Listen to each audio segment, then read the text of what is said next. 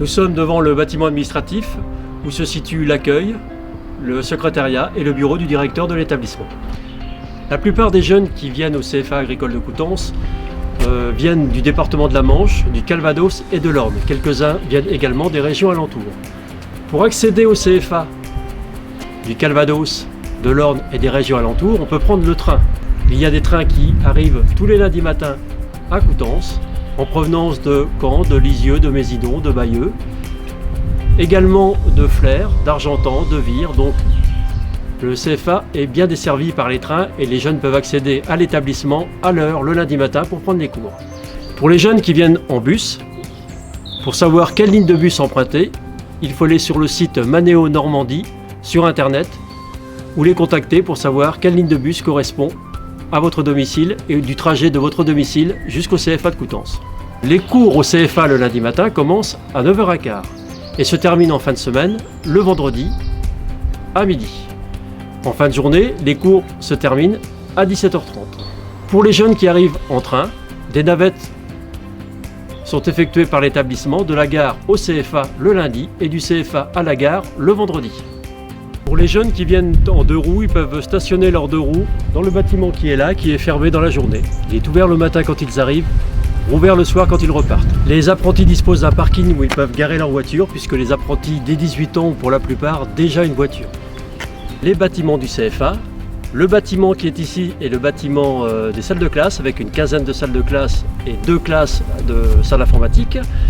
Le bâtiment en pierre ici est le bâtiment de l'administration. Derrière moi, nous avons le bâtiment qui concerne le foyer et l'internat. Et le bâtiment qui est en face est le bâtiment où sont situées les salles de travail des formateurs et des responsables pédagogiques.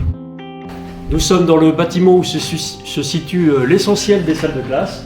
Donc comme vous pouvez le voir, toutes les salles de classe sont équipées de vidéoprojecteurs qui sont pour la plupart interactifs, ce qui permet une pédagogie innovante et particulièrement adaptée aux jeunes que nous avons dans ce CFA. Le CFA est équipé de 4 salles informatiques. Ces salles informatiques permettent aux jeunes de travailler soit en classe entière, soit en petits groupes. Nous sommes dans le centre de documentation et de ressources du CFA. Les jeunes viennent travailler dans la journée en petits groupes pour acquérir les bases en bureautique et la navigation en toute sécurité sur Internet. Autre espace détente accessible aux jeunes tous les midis et tous les soirs, avec des fauteuils, des bancs. Il y a également une télé qui leur permet de voir les informations et les programmes qui les intéressent. Ici, c'est l'endroit où se situe le club PlayStation, très important pour les apprentis, également accessible tous les midis et tous les soirs. Nous sommes dans l'espace jeux du foyer. Cet espace est accessible aux jeunes tous les midis et tous les soirs. Il y a des billards, des baby-foot, table de ping-pong. Tous ces jeux sont gratuits. Dans la salle vidéo qui permet aux jeunes de regarder des films le soir sur grand écran. Alors là, nous sommes dans le patio du CFA. Ce patio est entouré par les chambres du dortoir.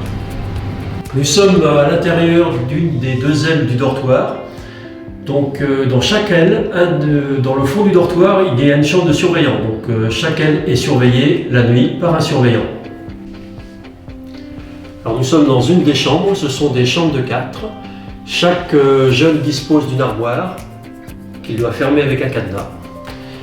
Pour cette année encore, les draps et les couvertures étaient fournis, c'est-à-dire qu'il n'y avait pas de literie à mener par les jeunes.